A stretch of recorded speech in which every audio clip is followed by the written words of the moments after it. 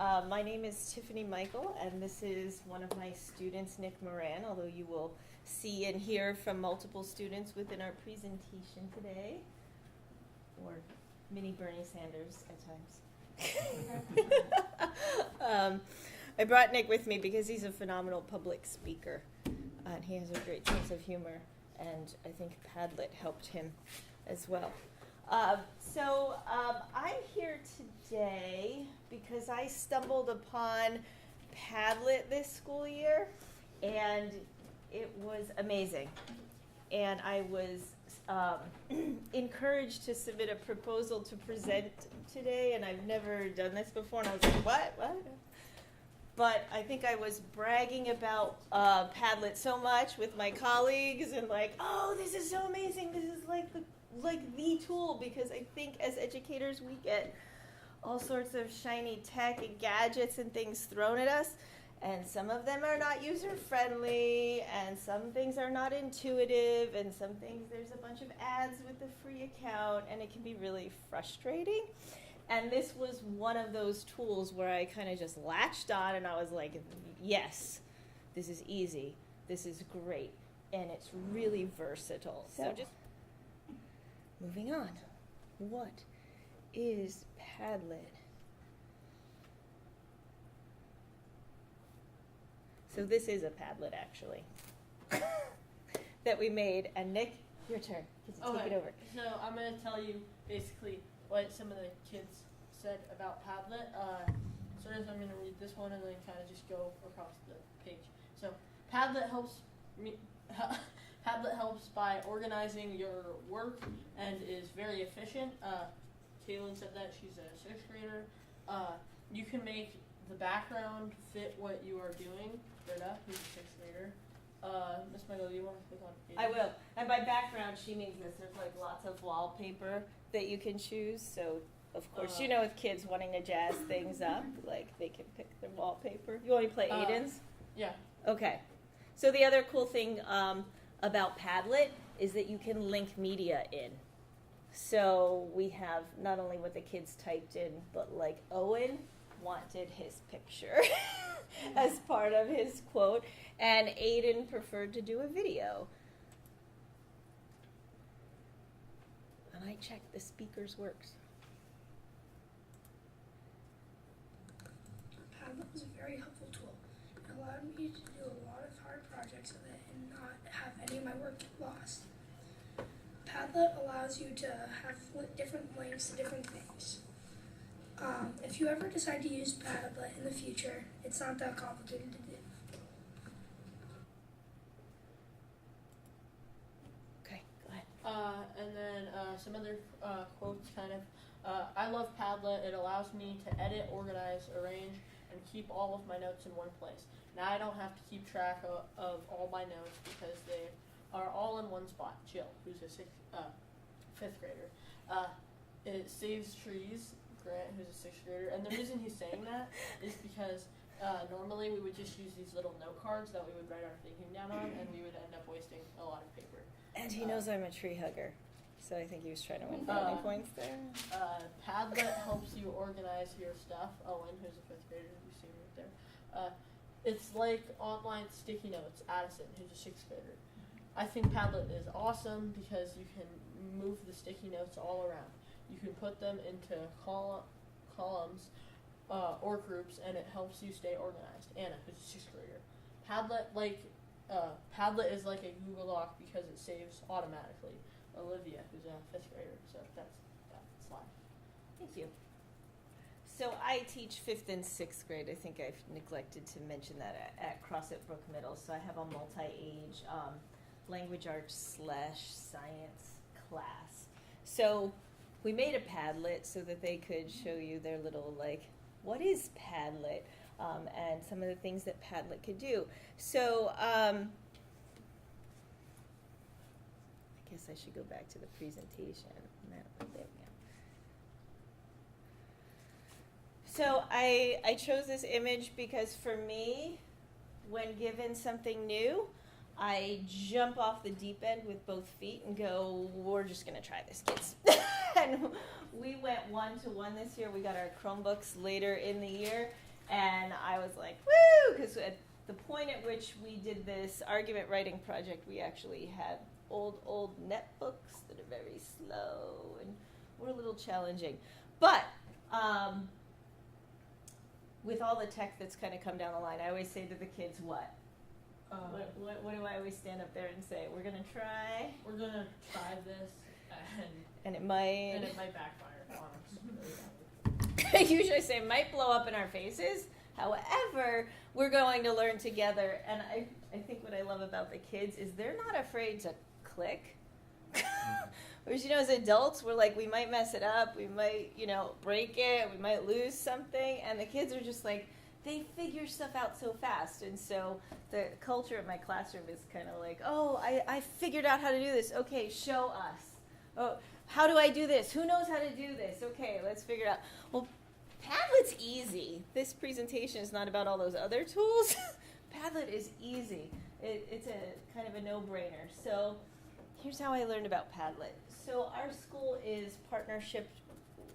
We have a partnership with Tarrant for 2 years. 3. 2 more. Life is our consultant. And one day in one of our Tarrant meetings, we were analyzing some data, and Life was like, okay, so I want you to analyze the data from this survey, and then I want you to post onto this Padlet your observations. I'm like, okay. And I was like, ooh, this is cool. I'd never seen Padlet before. It's like, I like this. I have to find a way to use this in my classroom. But from that point, I kind of tabled it for a while. I was like, all right, I got to use that, file it back here somewhere. And then about January, we were doing argument writing. And if anybody else uses Lucy Calkins, it's very rigorous.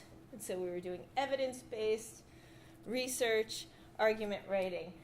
And so I pull out the index cards, and I think we've all been there. The index cards end up like confetti down the hall around the room. We're talking about middle schoolers who are not always the best at organization.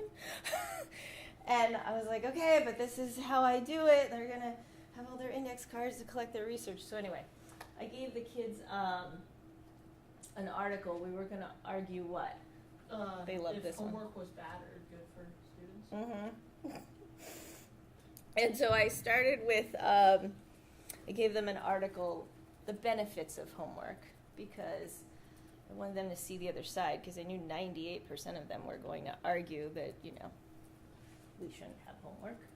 So they were in groups, they read the article, they had their index cards, they, wrote down some evidence they found, and then I went home and I was kind of beating my head against the wall. I'm like, all right, I teach 3 classes, the same thing, that's more than 60 kids. And what I wanted them to get out of this was, okay, now that you've got all this research, you have to sort it. And we have to find like ideas so that we can figure out what reasons we're going to argue. So kind of like a backwards design kind of thing, like just collect the evidence and then let's sort it. And I was like, oh, maybe I'll get big strips of bulletin board paper and one for each class. And I was just having like management nightmares to do it for 3 classes, because this is the first time that not the first time I've taught middle school, but the first time I was doing, usually I taught 1 5th grade class, so I just had to do it with 1 class. It was slightly more manageable. Anyway, so all of a sudden I get this epiphany late at night, which usually happens with me when I should be sleeping. But I'm like, oh, I could use Padlet. Okay, I'm going to try to use Padlet now. So essentially, I believe it's the next slide. The kids were in groups. And I said to them, okay, I want you to take all that evidence that you have, and I want you to pick the 3 best pieces of evidence you feel that you have. And I actually, just so you know how easy Padlet is, I did this for the first class. I made 1 Padlet with the intention of using it for all 3 classes, and I realized it was going to get jammed up way too fast. And so in transition, I created a new Padlet and pushed the link to the kids all in under 30 seconds. Bam. So I was like, as soon as I had the first class, I was like, this isn't going to work for 3 classes. I got to make a new one. And that's why they're they have color groups because I was like, all right, Red class is coming in. Red needs a new Padlet. I'll make one real quick. I'll email them the link. They have it. Now we can all collaborate on this document. So they've got Padlet in front of them on their screens. I've got the Padlet big on the giant screen, and I said, now pick one person from your group to type, because has anybody ever tried to have 20 kids collaborate on a Google Doc? Sometimes successful. You're typing, where are my cursors? Anyway, so I was like, all right, this is our first time doing this. I'm going to just have one person per group. So there's only like maybe 5 kids typing. And I said, can you put your initials, the person who's typing, so I at least knew which group, what was coming from where. So this was kind of a group Padlet. So one nice feature of Padlet, the collaboration piece. I created it, and the owner, I pushed them the link. They could all post to it, which was really, really nice. Did you say they did this all on the computer? Yeah. And are you in Google Schools, so they were logged in, or they didn't have When we did this, they were still on netbooks. They eventually created their own accounts. This one, I created a free account for myself, and I pushed them the link, and they didn't have to sign in. They could just click on the link and collaborate. So they didn't, at this point, they didn't have to have their own account. As long as they had the link, they could collaborate. So anyway, we got here. I had them put their evidence on, and then kind of the what I was going for again was that, okay, now can we sort into like ideas? That kind of backward design of let's organize our research and then see if we can come up with, reasons to argue. Because for some kids, being able, which is why I always use the index cards, because they can manipulate them, and it was easier for them to figure out, these are my body paragraphs, into like ideas. So that was like end of day one. I'm in like meetings with my team, and I'm like, oh my God, this was so cool, because like they could all just type onto it, and I could move stuff around, and it was in front of them on their computer. It was on the big screen, and it was so great. It was so great. It was so great. Then I go home, and another epiphany strikes, and I say, well, wait a second. I set up an account in like seconds. They could all set up their own account and have their own link for their own research, and I've just solved a tremendous problem of the confetti index cards. Now it's all stored and housed in one digital home, and it saves automatically. Great. So anyway, I said, I'm going to have them create their own individual Padlets. And one of the things that is really nice about this is that I had each kid create a Google Doc. So imagine Google Docs and this document having kind of a symbiotic relationship. They always had the 2 tabs open because they were going back and forth between the two. What was the And Google Doc for? because I had them take their link for their Padlet, and I'll actually show you guys. And I had them attach it into, there we go. Hannah's already open.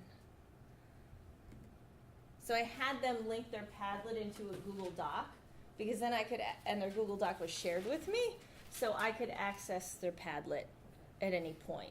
And so I kept telling the kids, wherever you get your evidence from, copy and paste the link into here. And that was like super helpful, because I could, I think Big Brother was watching. That's because I had access to their Google Doc. I could access their Padlet at any time. I was looking to see how much, evidence they had collected. I was looking to see, had they gotten to the point where they organized the evidence. I was looking to see if they had statistics or quotes that were actually relevant, or did they just write, homework is bad, and insert a link to an article and not pull anything specific. So it really helped me when I was conferencing with kids and giving them feedback, knowing where they were in the process, because I could look at their Padlet. So yeah, this was kind of a netbook snafu. Normally on another device, it is a hyperlink right to where you want to go, which was great, because if I was meeting with a kid and they wrote something questionable, or they had a really good article, I was like, let's go back to that article, and they could click right on it rather than, I don't know where I got that from. I don't know where I wrote that down from. I don't know. Love this one. Where'd you find your facts? Google. Ever gotten that one? Well, I got it from Google. Yeah, okay, I know it. All right, kids. We're learning. And then the kids that, copy and pasted 3 paragraphs into a note. And I'm like, oh, that's not what we're doing. So it really helped me because I don't know how I would have managed over 60 kids' index cards and keeping on top of their research and really, truly knowing where they were. And then, Nick, what would have happened at the beginning and end of every class? What do you think would have happened if we had all those index cards everywhere? They would probably be like, the classroom would be really dirty, the kids would be like moving them out and stuff. Yeah, and just the time, just efficiency. Yeah, Just that organizational piece of, okay, we always have 42 tabs open and I need to see their stuff. Where am I clicking? Right. That I make my workflow easy. Because now I just take my Chromebook home. I don't take 60 notebooks home. I don't take 60 binders home. I take my Chromebook home because they submit everything through Schoology, which is fantastic. That's why I said Big Brother's watching, because from home I can sit on my couch at 9 o'clock at night and know where they are in the process. So the next step in the process was once they collected all of their evidence, we then organized it into similar ideas. So the nice thing about this digital warehouse was that not only did it save all of their information, but then they could move it around and manipulate it and say, okay, what are these 3 things all saying? Oh, homework causes stress. Well, there's your first reason you're going to argue in your argument writing. And so kind of that backwards design again. Okay, what evidence do I have? So what is that evidence saying? Homework causes stress. Homework causes health problems. You have less time for family, friends, and after-school activities. So in having taught, persuasive and opinion writing in the past, having them collect this evidence and organize it this way, can I just tell you their argument writing was like phenomenal because they had all these like statistics and facts to back it up rather than their first draft of, arguing that they didn't want homework, which was just like, it sucks and I hate it and I have 52 hours of baseball after school so I don't have time to do homework, right? I got a lot of that the first time, and second time we got a lot better. So then we turned this into what I like to call the living graphic organizer. Because we could manipulate it, it was yet again like my use of Padlet was constantly evolving because I was like, wait a second, we just sorted and we put our reasons, but wait a second, now we can make it like even more finite and detailed, and so they made labels for their evidence. And then some of the kids even got to the point where they included some of their own analysis in before they ever began writing. So it became this amazing graphic organizer that, when we rewound weeks prior, I didn't see this coming. It just kind of evolved. And again, I'm running around with my colleagues. I'm like, oh my God, this is so awesome. You have to see what we did. Like, saving trees all over the place, and it's all in one spot. No. They don't lose anything. Sorry. Yeah. I see this, so they use they know that there's title, Mm-hmm. and there's write something, right? Isn't that how when they type it in? So you just kind of let them do whatever. Like some of them, just do it all as a title. Yeah. And some do it Yeah. the other part. And Yeah, if you look at all the kids' Padlets, some of them were, they just typed in the title section. Some of them just, it didn't matter. Yeah. I was like, as long as they had their reasons. And then the other really nice thing, and this is kind of why I picked Tati's, is that Padlet gives you kind of as much space as you need. So if you kept adding notes, this thing would just keep going and going and going and going. So it's not limited to the screen, I guess you could say. So one of the things, too, that was really helpful about this was just like the being able to conference with students and see where they didn't have support yet. I was constantly checking these things to see where the kids were in the process so that I could keep on top of kids. And so I felt like I was way more effective at argument writing than I would have been if note cards were sitting in my room. Oh, I get to be quiet. It's your turn. What I thought about Padlet, that's basically what I'm going to be telling you.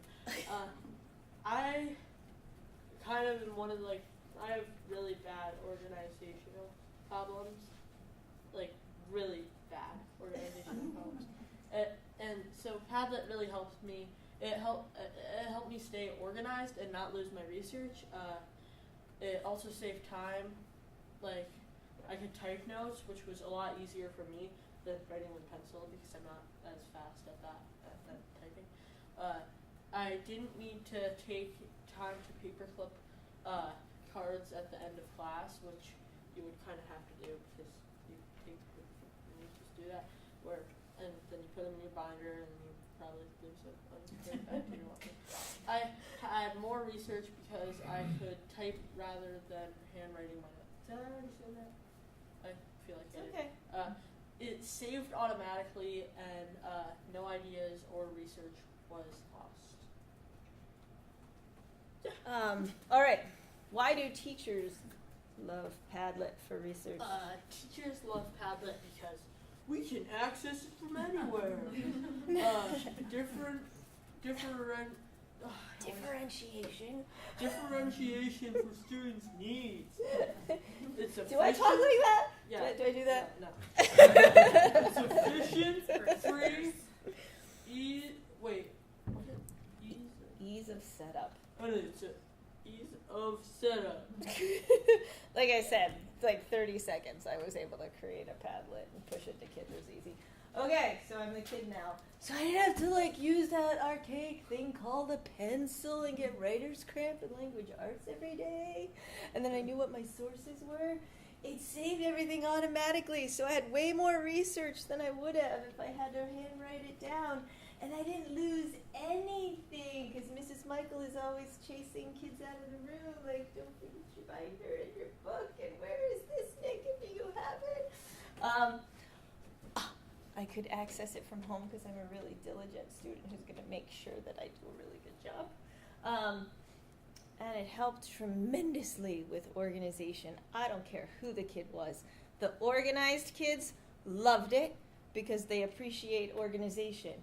The kids who lack organizational skills loved it because they saw that they could recognize that it actually helped them. And ironically, when I solicited the kids for testimonials, the first few kids that volunteered were kids who have organizational challenge issues. They saw the value in using the tool, and to me, that's what was important. They knew it helped them. Instead of me being like, this is awesome. So now that we've talked about Padlet as a tool for warehousing research, it's been my new favorite go-to tool for a variety of things, so I plugged in a few other things that we've used Padlet for. One of them being, when you're analyzing just about anything, the kids can take notes. So for this project, I have a blog where the kids write book reviews, and then they're all authors of the blog, so they all contribute book reviews so that, when they're like, I don't know what book to read, we'll go to the blog, and then you can see what your friends are recommending. So I wrote a mentor post, and I said, okay, I want you to brainstorm with a partner what my post has. So I pushed them a link to a Padlet. I had this on the screen, and the really nice thing was they were working in partners, and I said, okay, I want you guys to put your name on one note and bullet point all the things that you see. And so I'm standing here, the kids are busy working, and I was just watching, and I could see the engagement. I knew who was working, and then I was like, oh, that note's not moving anywhere. I need to go check in on these guys over here. So it kind of helped me know how I needed to manage my class and where I needed to invest my energy. And I had one group, we got it all. And I'm like, no, there's some nuanced things in my post I bet you could find. And then they went right back at it. And so, easy management tool.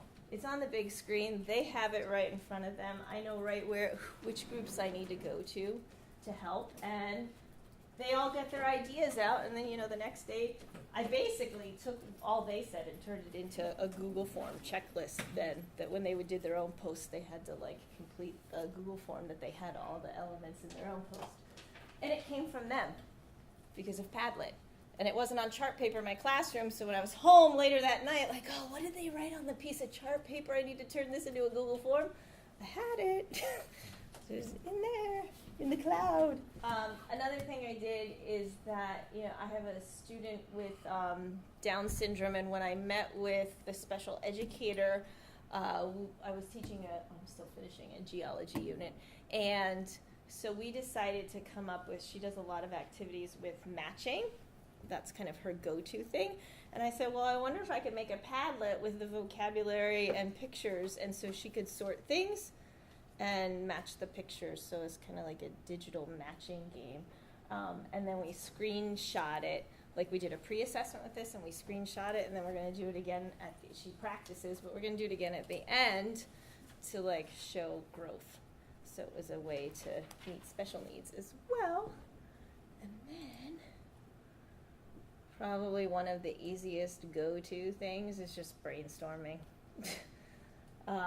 We did an ecology unit, we were talking about abiotic and biotic factors, and I go back to Britta's, you can change it to what you like, because I was like, oh, we're doing an abiotic and biotic factors, so I was like, I like the bamboo, and then I'm going to change my little avatar, because I'm a geek. So with this one, the kids had kind of started out with just brainstorming what they thought were abiotic and biotic factors, and then we put up the definition, and then we went and sorted, and then we broke it down even further. So it was kind of like, again, an evolution of a Padlet into let's just brainstorm, and then let's use it to organize things. Yes. So when you did like if this was an introductory kind of introduction to Padlet, would you have them each with their own? No, with this one. Would they each have their own? Would they each have access? Would you have them group work? Is it less chaotic? If you have like, okay, one computer for like 3 kids or something. Usually, I have done it where there's 2, 3, sometimes 4 kids in a group, and one person is in charge of typing. Like I will say to them, decide who's gonna type today, and their engagement is still way up even if there's only one person in the group. I mean,